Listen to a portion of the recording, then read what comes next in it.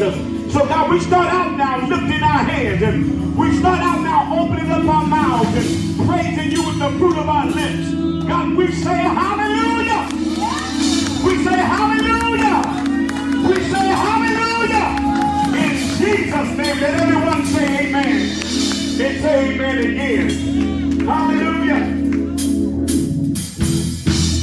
Oh, come on, let's get out some praise today.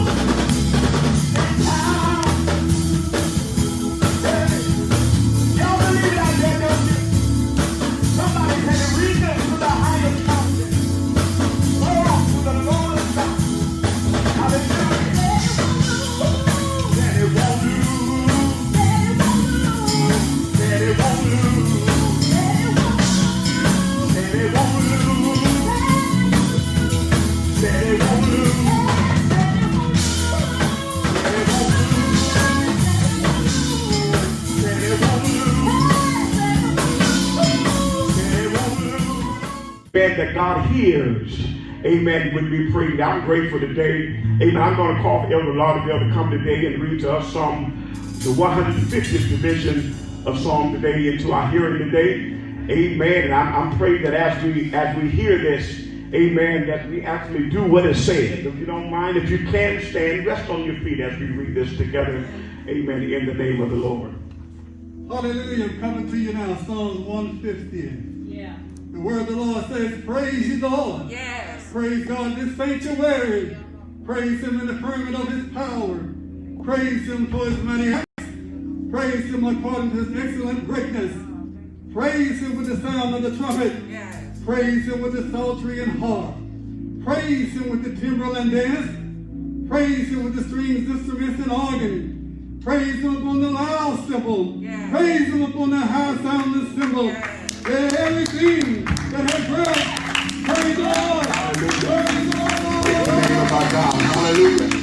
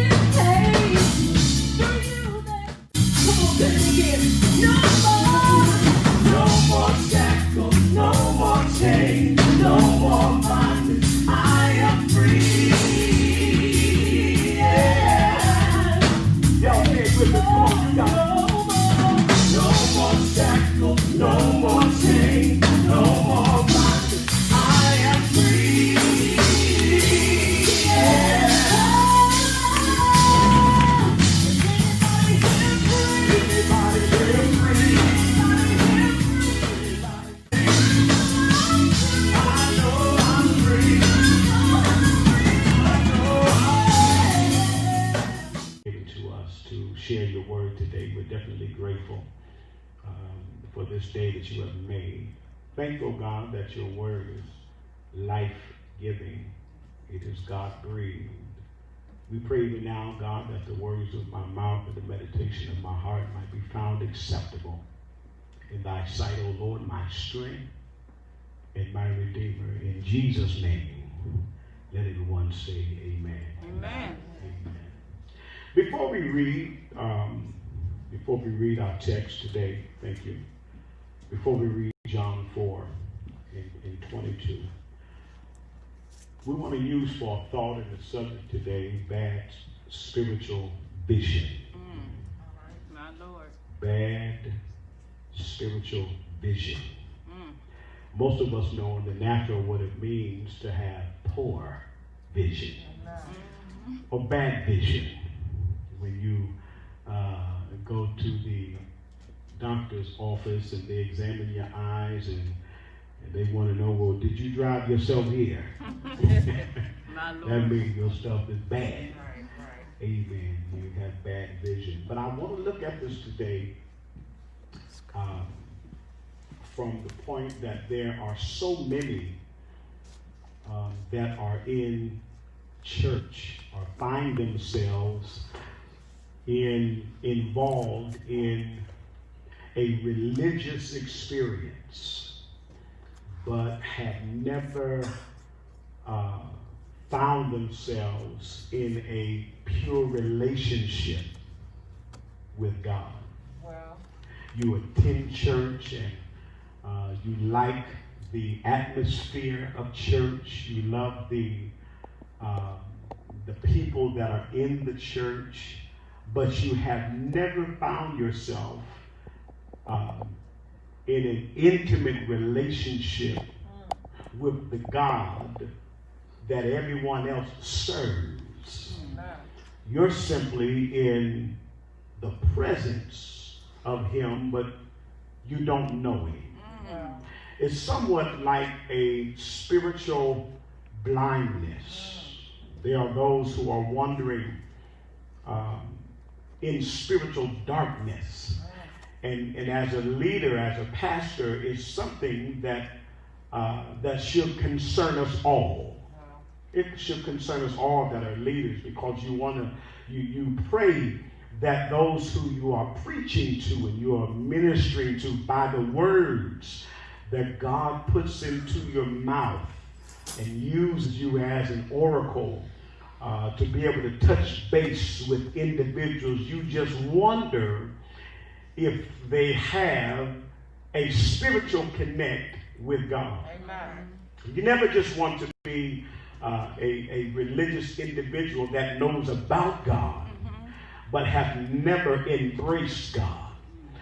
If that's the case, you might well say you are a superstitious person.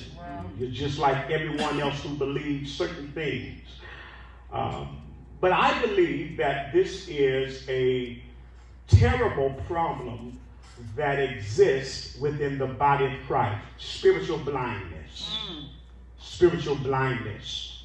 Especially if you're one of the ones that have grown up in church and you've been around God, but you've gotten to the age now where you become an independent thinker.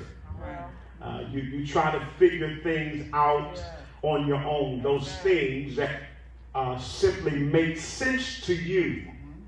And the religious or the Christian experience that you have been around, you have never really found yourself engaging what it is that you have been taught down through the years.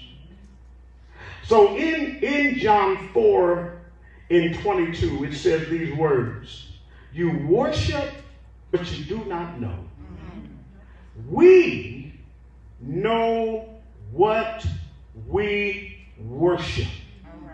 We know what we worship. Hallelujah.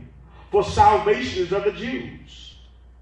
But the hour is coming, and now is, when the true worshipers will worship the Father in spirit and in truth. For the Father is seeking such to worship him. God in spirit, and those that worship him must worship him in spirit and in truth. You do not want for your experience with God to be a false experience. False experience meaning spiritually you're blind, but religiously you have information on the man. You have information on God, but you never really had this grand experience with him. As a matter of fact, you've made it this far by the teachings of your parents, your grandparents, and those that have done exactly what the Bible says. Train them up in the way that they should go, so when they're older, they shall not depart from it. And so now you're in the place of this intellectual intelligence. That seems to be a very critical issue for you. We live in this age and generation of knowledge, knowing. You can Google things on your phone and receive information that's downloaded to you about a certain subject in the Bible. So you're full of information without an experience. Come on, Bishop. It's a terrible thing for you to attend church all of your life and have received valuable information, but you have never really had an experience with God. It's important that you have it. So you can't go off of what your grandparents, your mother, your father has poured into you. What they poured into you have been for the benefit of you knowing him and having your own experience with God. Am I in this house today? Yes. And so something's wrong as leaders when you're leading a blind fellowship of people. My God. Who are spiritually blind. There's no concern. You just love the fact that they're in your presence. They're in the church with you. But when we preach and we teach the word of God, we expect the same thing that happened to us to happen to you. There must be a yielding to what God has to offer you in your life. You must yield yourself to the Father. Oh, yes. Y'all better say amen to me. Amen. So nothing blinds your spiritual vision like self-will and sin. Let me repeat that. There's nothing that blinds your spiritual vision like self-will and sin. So what is having a spiritual vision? What is spiritual vision? Spiritual vision is knowing God personally, admitting to the truth about you, and being aware of your enemy. Well, can I say that again? Amen. Spiritual vision and insight is about you knowing God personally, admitting the truth about you, yourself, and being made aware of your enemy. So knowing God personally.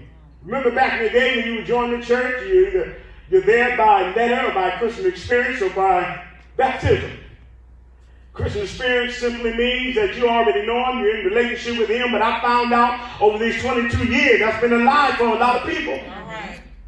There's been no Christian experience.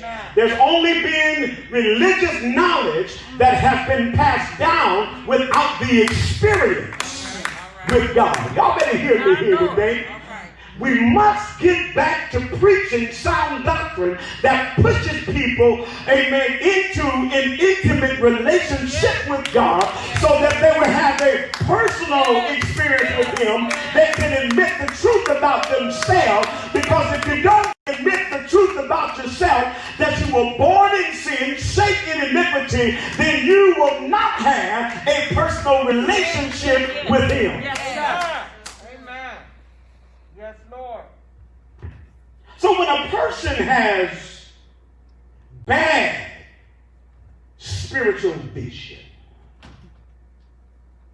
it always shows up through skepticism, doubt, and a whole lot of questions.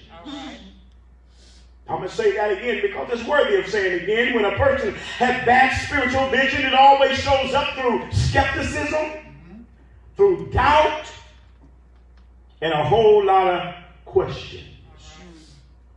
And so the truth about God cannot be learned by mere investigation. You just can't. Matthew 11:29 says to take my yoke upon you and learn of me. Get a visual of what the scripture is saying. Take my yoke upon you and learn of me. He said, for I am gentle and lowly in heart, and you will find rest for your souls. For my yoke is easy and my burden is light. Oh, yes. So we all understand what a yoke is. If you're from the country, if not, if you watched the Westerns back in the day, you have some glimpse of what a yoke is.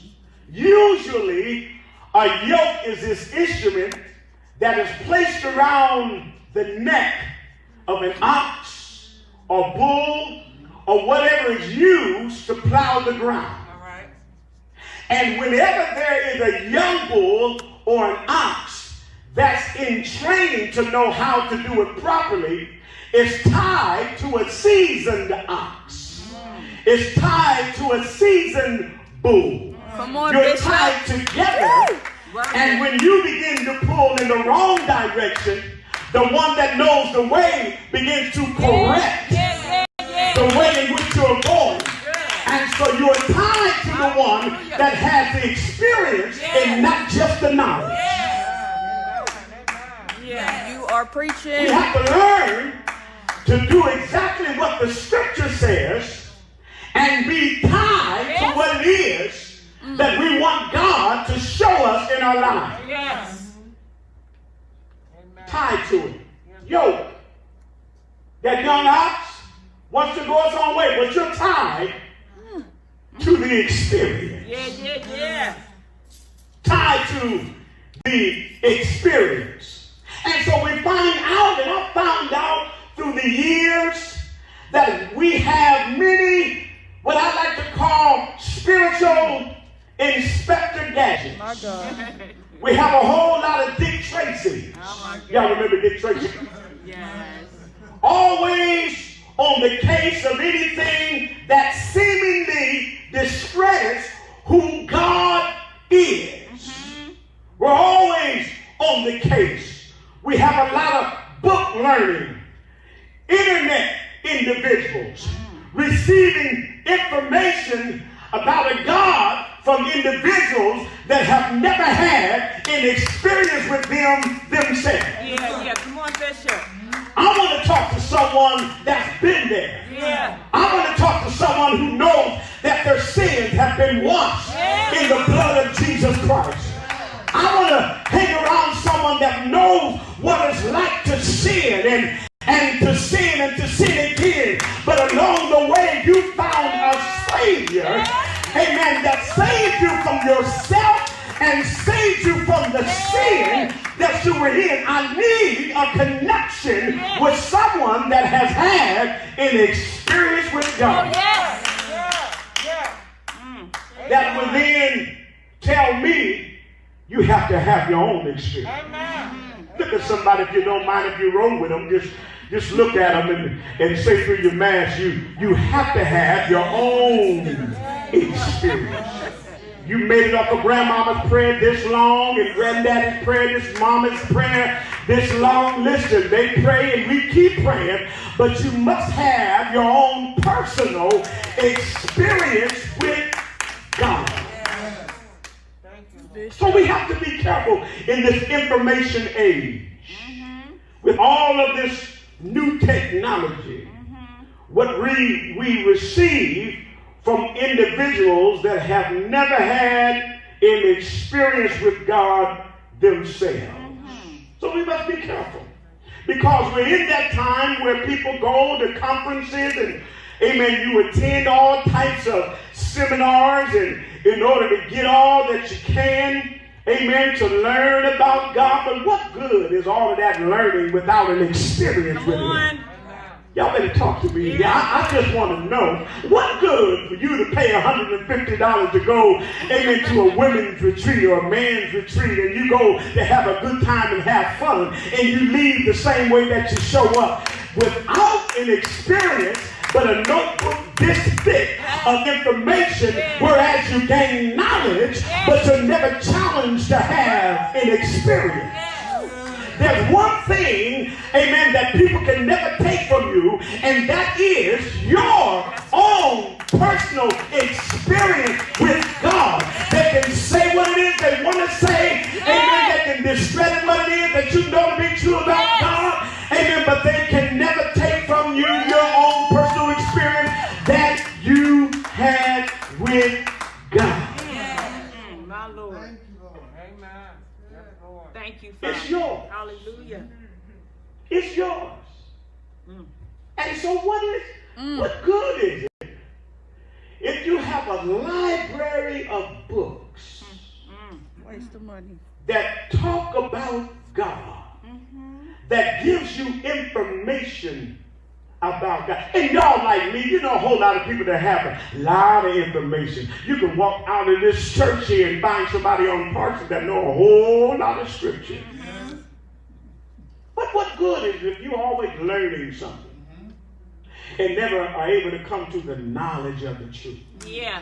That's the difference. That's the difference. That's in 2 Timothy 3 and verse number 7. Always learning and never able to come to the knowledge. Always learning. Your head this big. You swole, you big. You got all. You can talk with the best. But you can't talk to the one that has an experience. You can talk from head knowledge, never from a heart being changed. Come on now. Y'all don't hear me? Yeah. Head knowledge is good. All of that is wonderful. But if you can't talk from your heart, from the innermost part of your being as having been changed by God and being born again, amen, by water baptism and by the word of God and by the blood of Jesus Christ, what's wrong with it? What's wrong with all of that information? With no experience with God. So the truth about God cannot be reasoned out. It must be seen. It must be experienced. Reason has to do with thought. And I'm talking to someone. It has to do with logic. Thought and logic, to me, happens to be one of the greatest thieves against God. Thought and logic. You can't use those two things in a dominant place when it comes to understanding a spiritual God. You can't use those things. They won't gain you anything. Matthew 13 and verse number 19 says these words. When anyone hears the word of God, the word of the kingdom, and does not understand it. You can be smart as a whip, but you'll have the knowledge without understanding. Without knowing the truth. Without knowing the truth. It says, when anyone hears the word of the kingdom and does not understand it, listen, the enemy waits for that opportunity. Then the wicked one comes and snatches away what has been sown in his heart. This is he who received seed by the wayside. Seed. Don't let that be you, even today. Seed by the wayside. But he who received the word, or who received the seed on stony ground, on stony places, this is he who hears the word and immediately receives it with joy, yet he hath no root in him, but endures only for a while, only for a while. Y'all know people like that. Only for a while. For when tribulation or persecution arises because of the word, immediately he stumbles. Immediately he stumbles. Now, he who receives seed among thorns is he who hears the word. And the cares of this world and the deceitfulness of riches choke the word, and he becomes unfaithful. But he who receives seed on good ground is he who hears the word and understands it, who indeed bears fruit and produces some 100-fold, some 60-fold, and some 30-fold. That's in the book right there. That's right there. So we have to be careful. Even though you have knowledge, it is the enemy's desire before it settles in your heart and takes root and you begin to bear fruit. It is the enemy, amen, that desires to make sure that he snatches it. That you become a person of logic. It don't make sense to me. How can that be true? It don't make sense to me. Listen, it's a spiritual book that must be understood by spirit. So you don't always understand God, even saved. Sanctified as we say, and filled with the Holy Ghost. We can publicly admit that we don't always understand what God says and what God does. Anybody in agreement in here with me? That's just the truth. Sometimes what he says is a hard pill for us to swallow. Yes. How we must live our lives and how we must treat those that mistreat us. That's a hard pill to swallow. Because it goes against human logic. You'll never get a chance to do me like that again, or I'm going to get you back. Y'all know how we act sometimes in this human experience that we're having. So we don't always understand like God, and we sure enough don't think like Him. This is what the scripture says in Isaiah 55, verse number 8 and 9. It says, for my thoughts are not your thoughts, nor are your ways my ways, says the Lord. For as the heavens are higher than the earth, so are my ways higher than your ways, and my thoughts than your thoughts. So we are operating from a finite place, finite understanding, against an infinite God. Finally, we have limited understanding against a God who has all understanding. He just knows all. So our finite mind is not worthy to be compared to the infinite mind of God who knows all. So in other words, we must search Him, seek Him out daily for a deeper understanding of the things we don't understand. Yes, sir. What do you think the scripture means when he says ask? Amen. And it shall be given. I know we grew up, some of us, in a time you don't question God. Well, the word tells me that I can ask. There's some stuff that I just don't know. Amen. That I need some information on, and I need for God to reveal to me. So therefore I need to ask. Ask God. Ask God. Matthew 6 and verse number 22 says, the lamp of the body is the eye. If therefore your eye is good, your whole body will be full of light. But if your eye is bad, your whole body will be full of darkness. If therefore the light that is in you is darkness, how great is that darkness? How great is that darkness? And so we have to understand that, of course, Jesus is the light of the world. Yes. In him there is no darkness. Listen to those words. In him there is no darkness at all. At all. So in order for me to see, and in order for me to experience, I've learned something. That if what I am searching and seeking for comes from God, that says to me, I need to do something in order to get close to God. Oh, yes. Amen.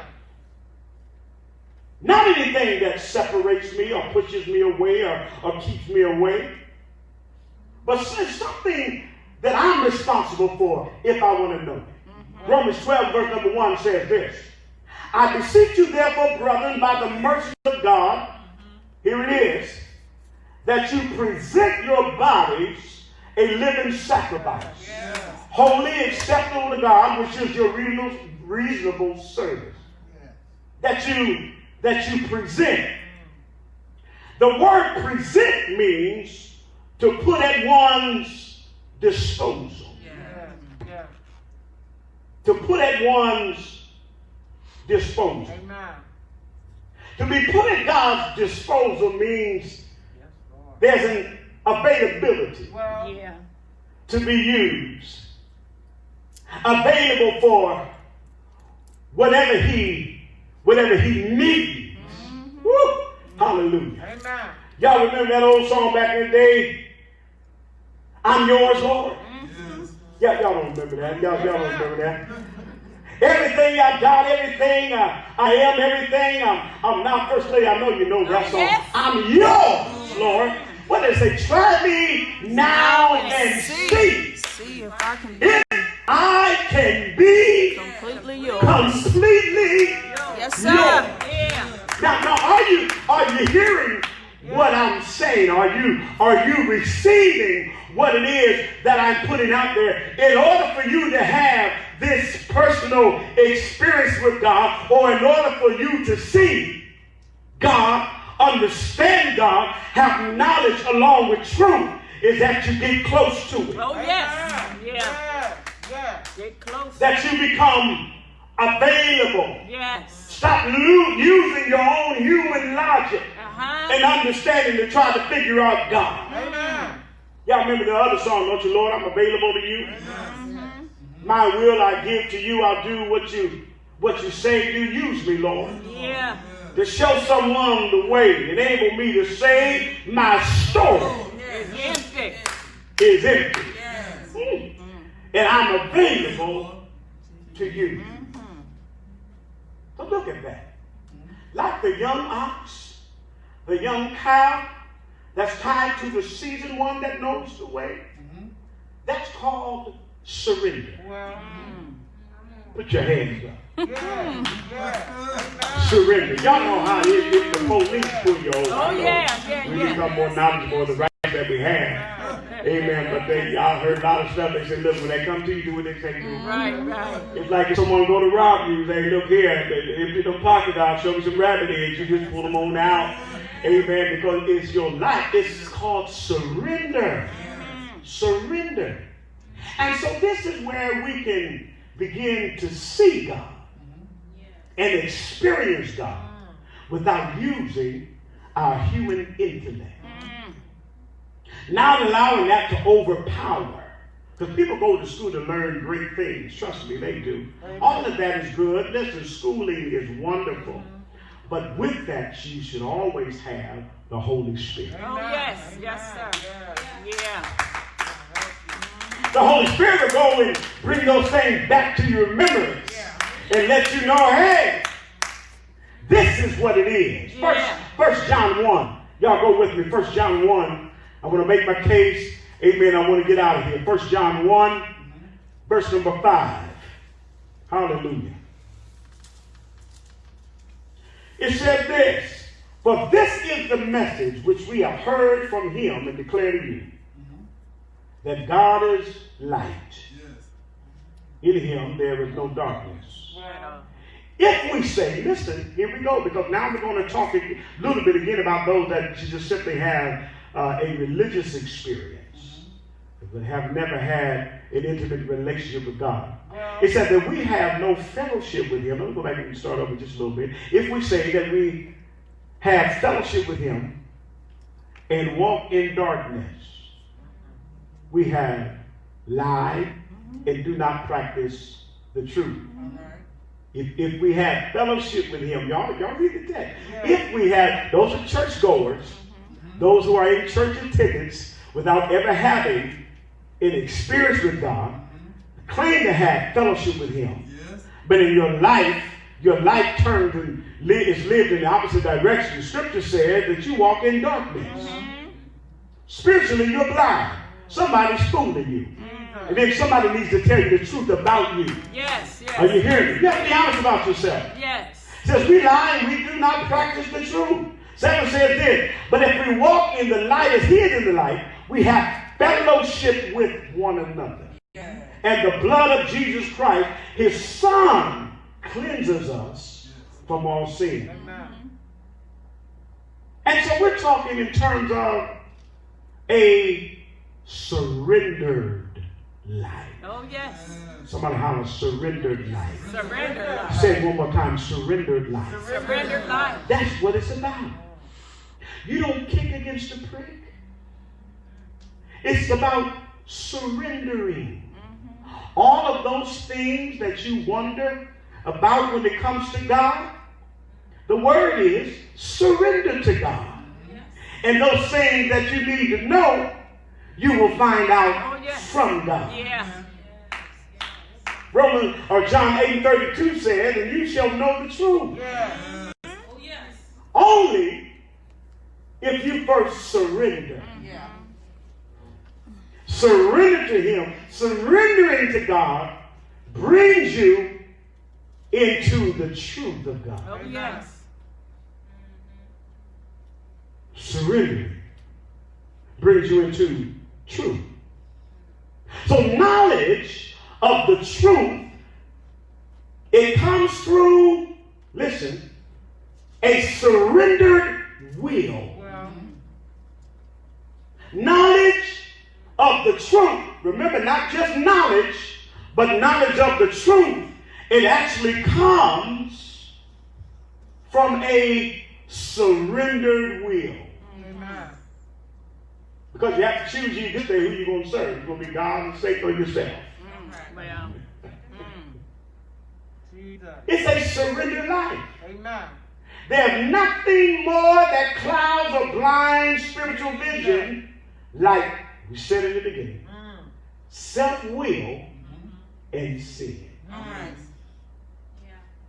Self-will Amen.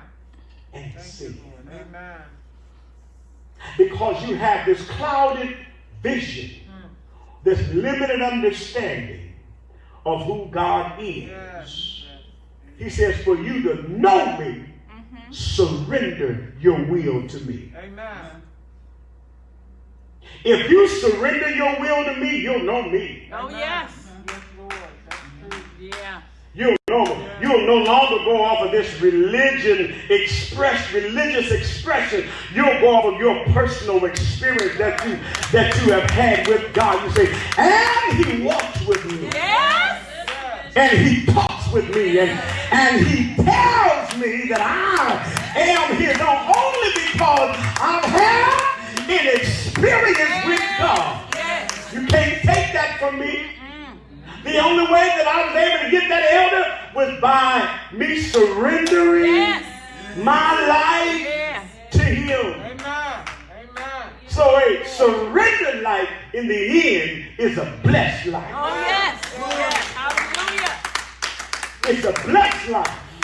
It's a life that's full of truth and knowledge through which the Holy Spirit reveals unto you, and therefore the darkness now has to dissipate and go away because of the glorious light of the gospel of Jesus Christ, through which you have an experience with the Savior, and now you don't know of him, but now you know him. Yes. Hallelujah. Anybody know him today? Glory. Hallelujah. You thank God for how far religion has brought you, Yeah. but now you thank God because it brought you into his presence. Oh, yes. Thank God for the teachings of grandmama, granddaddy, and mama and daddy, but you had to come to know him for yourself. Yes. Hallelujah. Yeah. Know him. Yes. So don't fight against God because of you. You're using too much of this, and the word don't make sense to you. I'm gonna simply tell you like this once again. Surrender your will to him. Yes. Whatever it is that you need to know about him, you'll find out. Amen. Oh, yes. Yes, sir. Yes, Jesus. Yes, Lord. There's an old song that Bill, of course, used to sing back in the day, my life is in your hand. Amen. Yes. My life. And I'm asking someone today, by the word that has been preached and expressed to you today, that you do exactly what Romans 12, you present your body. You allow God to know, hey, God, I'm available to you. Use me. Reveal to me the truths of who you are. He says, you know what? That's doable.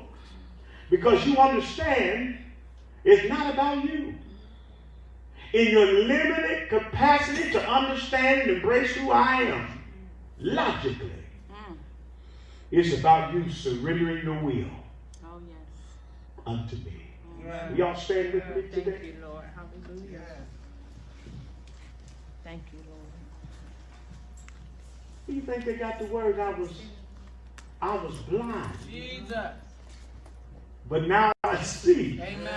Amen. Yeah.